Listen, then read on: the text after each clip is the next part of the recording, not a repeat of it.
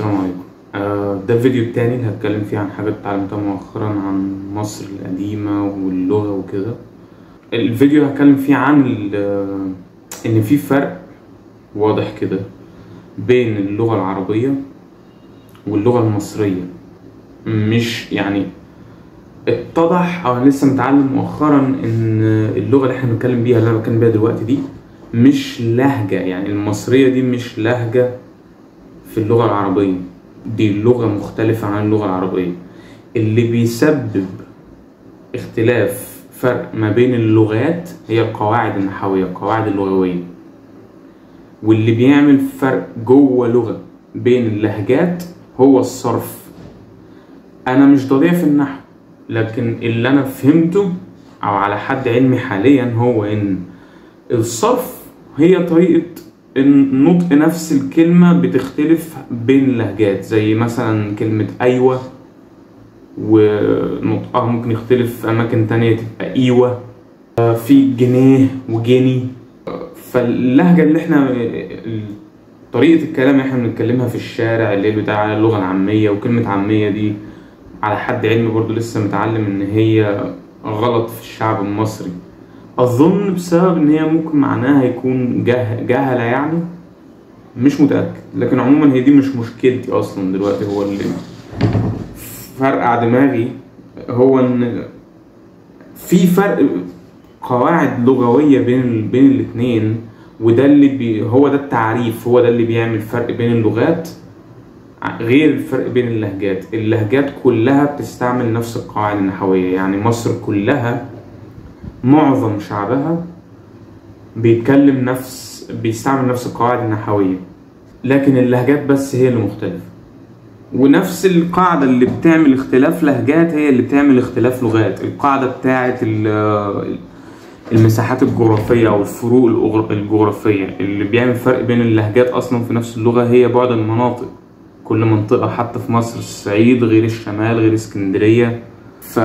وكل ما بعدت بقى المناطق والمساحات الجغرافية وسعت وكده حصل فرق أكبر، لحد ما يبقى في فرق لغوي أصلا، لحد ما اللغات كلها تتغير. كل بلد كل كده يعملوا بقى حروف هم لنفسهم وقواعد مختلفة لغوية وهكذا. هو ده اللي ولد اللغات أصلا. وحاجة كمان هي إن دي برضه سياحة دماغي، هي إن القواعد اللغوية في اللغة المصرية مشابهة للقواعد اللغوية في الإنجليش. في أستاذ اسمه أستاذ سامي حرك، أتمنى أكون منطق اسمه صح، وأنا هعمل لينك الفيديو بتاعه اللي أنا اتفرجت عليه في الديسكريبشن برضه تحت، في المصادر تحت الفيديو ده. هو كاتب، هو مؤلف وباحث، هو كاتب كذا كتاب اسمهم بنتكلم مصري.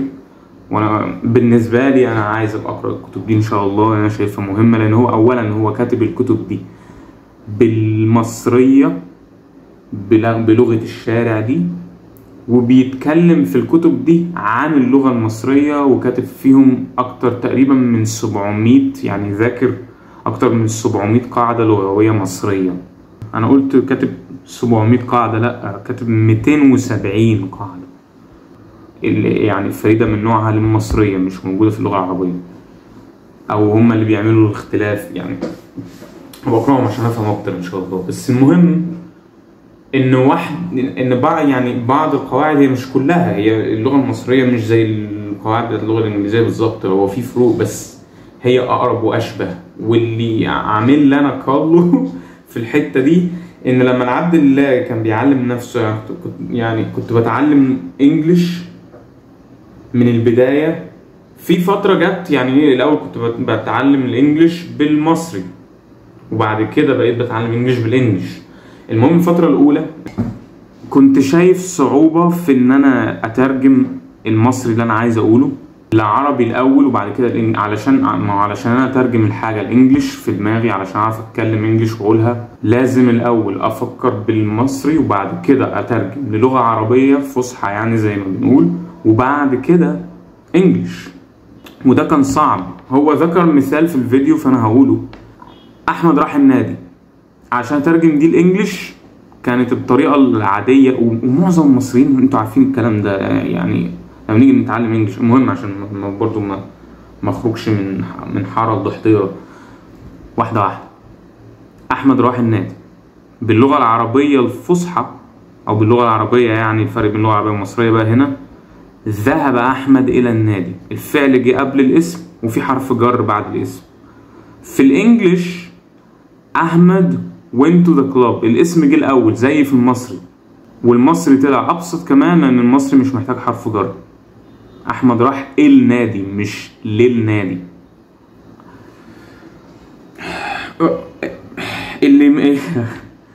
اللي مدهش بالنسبة لي في الحتة دي هو اني لما كنت بتعلم في البداية من غير ما اعرف ان في فرق بين اللغة، ان دي لغة ودي لغة، ان في فرق هنا لغوي، شلت الخطوة اللي في النص بتاع الترجمة لعربية فصحى اللي هي طلعت بقى ترجمة من مصرية لعربية، مش لهجة مصرية وعربية فصحى، لا دي لغة ودي لغة، بس انا مش عارف كده. لكن عموما رحت شايل العقبة دي، بقيت بترجم من مصري في دماغي لإنجليش على طول من غير ما اترجم العربية فصحى. so يعني went to بقت بدل ما تبقى ذهب إلى بتبقى راح لل أو راح ل، يعني في أي جملة بقى في دماغي، جملة مش بتكلم عن كلمة وكده، هي جمل.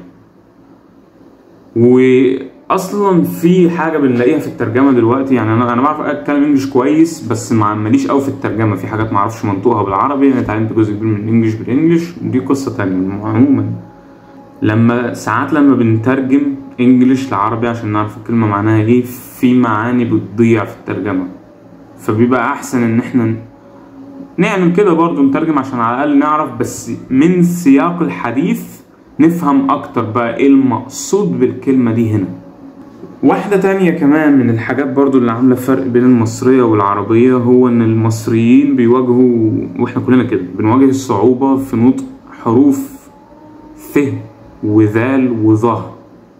استاذ سامي حرك اظن هو كان بيتكلم عن الحتة دي برضو، يعني او ذكر الحتة دي، قال لان اصلا المصريين اللغة المصرية ما فيهاش الحروف دي، واحنا حتى المثل بتاع المصري ما بيطلعش لسانه جزء منه جاي من كده، من ان احنا حروفنا ما فيهاش تطليع لسان، ث وذال وظه لازم نحط اللسان بين السنان. مثلا بدل ما نقول بثينة بنقول بثينة، هيثم، ثلاث او ثلاثاء بنقول تلات.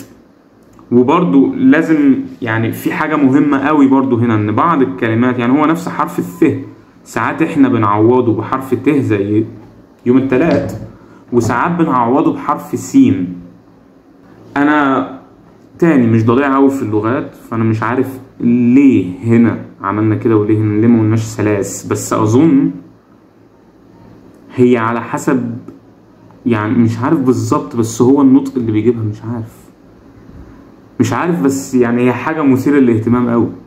انا بقول مثيرة، انا لساني اتعوج خلاص من كتر كلام الانجليش فبقيت بعمل مخارج الحروف دي اللي هي ث وذال وظه، بقى سهل قوي بالنسبة لي. لكن حتى انا برضو معظم الوقت زي كلمة معظم اللي انا لسه قايلها مش بنطق الحروف دي، بقول معظم بدل معظم.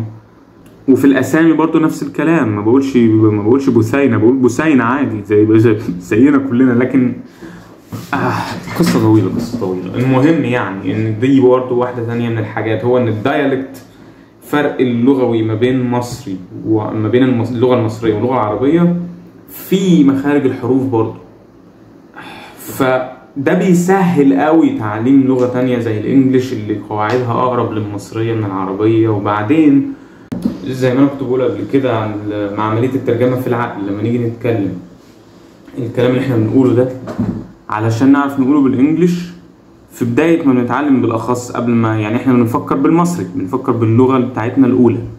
في بعد كده عملية تطور للغة هتخلي الواحد يعرف يفكر بالانجليش على طول ويتكلم على طول زي ما احنا بنتكلم مصري على طول.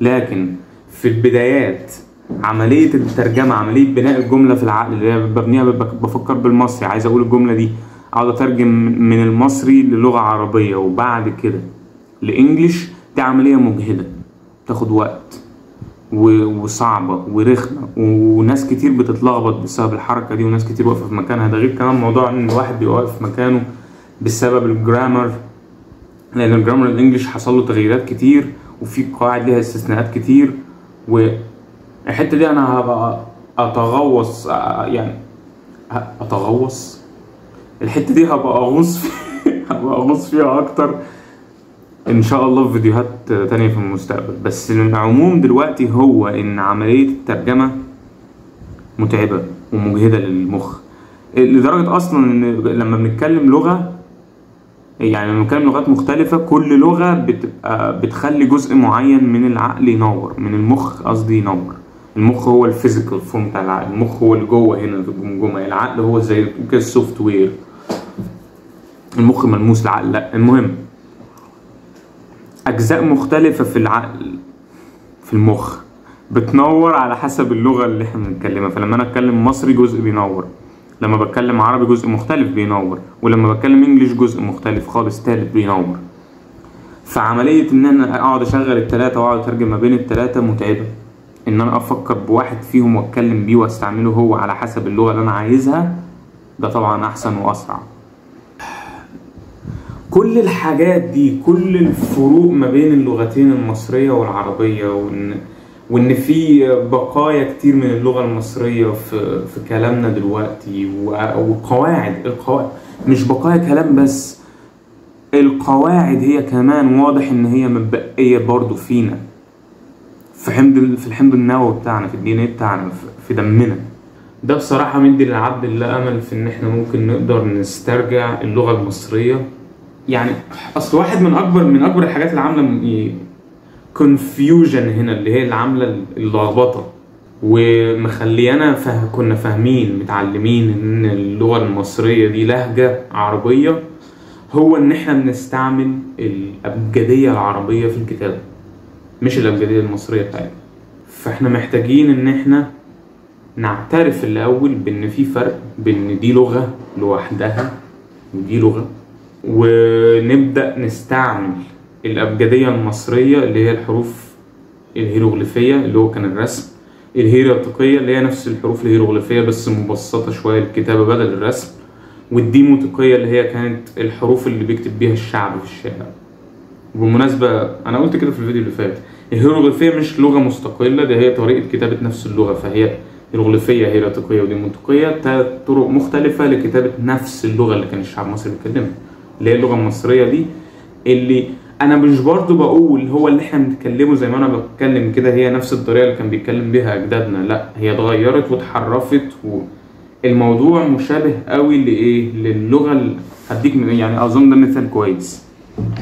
اللغه الهنديه دلوقتي في الهند، في مناطق كتير في الهند متداخل في الهندي، في كلمات انجليش كتير دخلت في اللغه المحليه بتاعت الهند، في الدايلكت الهندي.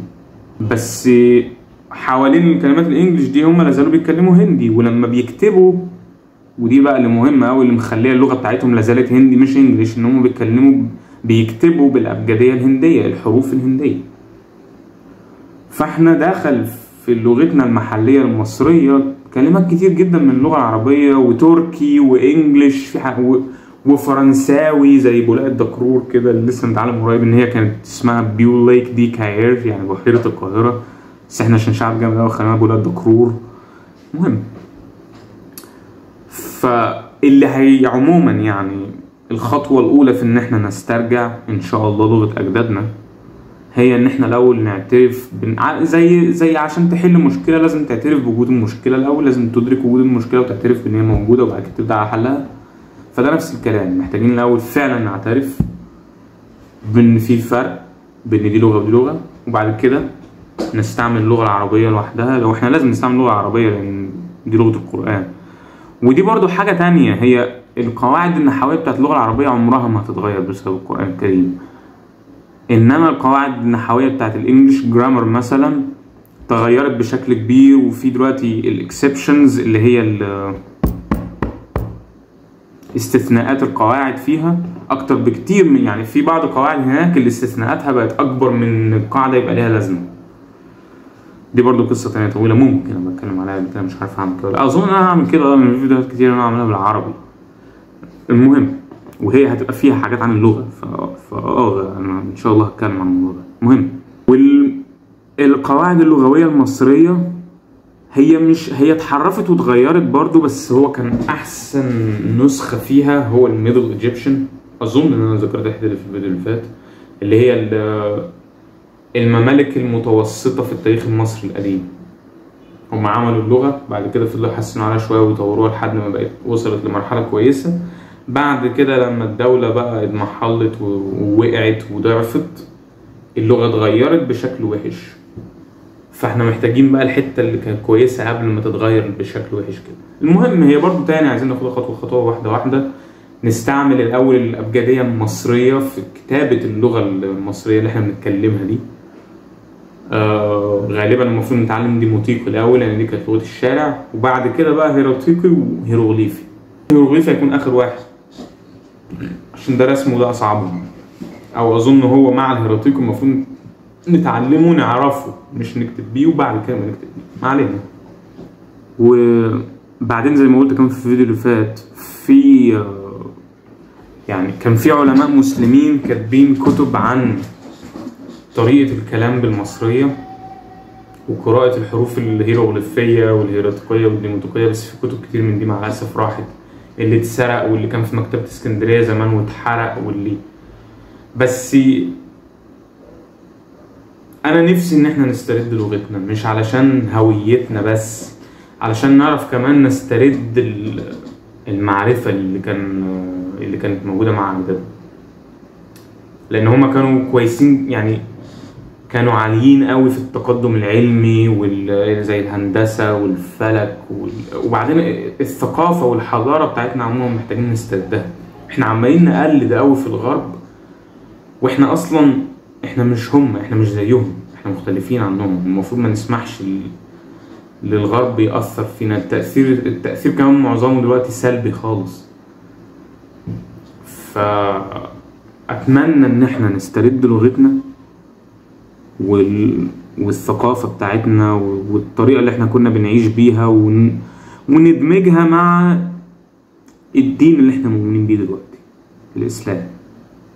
فطريقة اللبس وكده، يعني أنا نفسي بصراحة إن احنا نرجع نلبس زي ما كنا بنلبس زمان، اللي هي الهدوم دي، لأن هي أصل الحاجات دي اتعملت لأسباب. يعني الطريقة اللي احنا كنا بنبني بيها مثلا، المصريين كلهم كانوا بيبنوا بيوتهم، غني او فقير كان بيبني بيته من الطين، واحنا لسه في ناس بتبني بالطريقه دي لحد دلوقتي، اللي هو لما بنضرب طوب طين ونسيبه في الشمس لحد ما ينشف، يعني بيتخبز بالشمس ونبني بيه، ما عدا الجدران والاعمده وكده، هم دول بس اللي كانوا بيبنوا بالحجاره.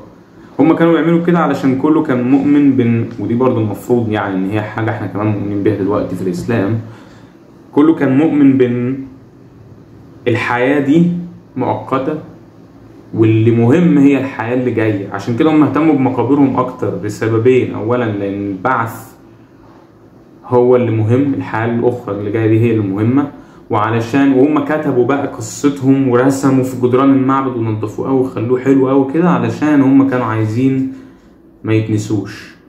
عارف عامل ازاي الموضوع ده؟ بيفكرني بالصدقة الجارية.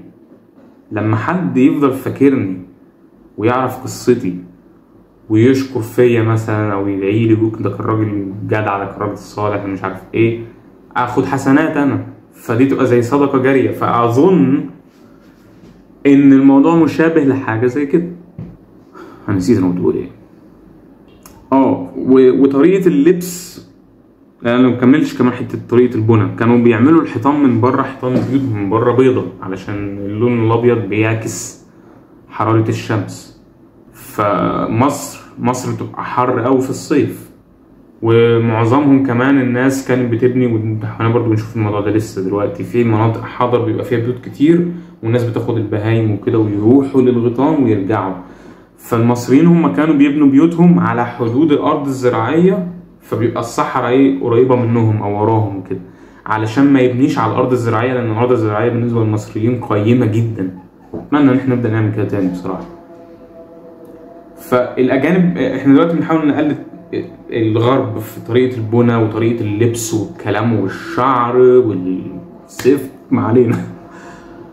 المفروض ان احنا ما نعملش كده، المفروض ان احنا نعمل موضوعنا احنا، نشوف المصادر اللي حواليك ايه وتستغلها هي في حياتك. ولما يكون مثلا انت المكان بتاعك حر قوي، ابني بالابيض عشان تعكس الحراره دي فبيتك جوه ما يبقاش حر، وتبني بالطوب والطين والحجاره وبتاع مش زيهم. دلوقتي بيوتنا بتبقى حر قوي من جوه، لكن زمان كانت الجدران بتبقى عريضه والبيت مبني من طين وبتاع، فكان من جوه بيبقى طراوه زي ما بنقول عن دلوقتي. وانا عشت في بيت من الطين قبل كده، فانا عارف فعلا ده حقيقي، بيبقى طراوه من جوه لما بتكون الجدران عريضه ومن الطين وكده. المهم، وطريقه اللبس، احنا الرجاله مثلا معظم الوقت ما كنتش تبقى لابس المغطي فوق كده تيشيرت وبتاع. الاسلام بيقول ان العوره بتاعت الراجل من السره للركب، فاللي انا نفسي اعمله يا ريت يعني نعمل كده تاني. بس طبعا الموضوع حتى لو بدأنا نعمل التغيير ده هياخد كام جيل على ما طريقتنا في العيشة دي تتغير وترجع لأسلوبنا احنا. بس نفسي نسيب التيشيرتات والقمصان والكلام ده ونلبس زي ما كنا بنلبس زمان، بس تاني ندمج الموضوع بالطريقة بالكلام اللي احنا مؤمنين بيه دلوقتي، فتغطي السرة والركب بس. لكن ان احنا نقعد نقلد الغرب في طريقة كل حاجة كده، احنا ما بقالناش لينا هوية وما بقاش كده يعني. الموضوع مؤثر على حاجات تانية كمان في طريقة المعيشة بتاعتنا. الناس دلوقتي بقت مهتمة اكتر بالحياة دي، ومعظمنا مش مدرك ان دي هتنتهي وان دي مش مهمة، وان كل المهم هنا هو عملك والذكرى اللي انت هتسيبها للناس من بعدك زي ولد صالح يدعو له كده. ده مش اسلوبنا احنا، دي مش طريقتنا احنا في العيش، واتمنى ان احنا نسترجع طريقتنا احنا تاني. المهم بس كده، اظن انا كده خلاص قلت كل حاجه حاليا يعني، فضيت الافكار اللي كانت في دماغي من الحاجات اللي انا اتعلمتها مؤخرا دي.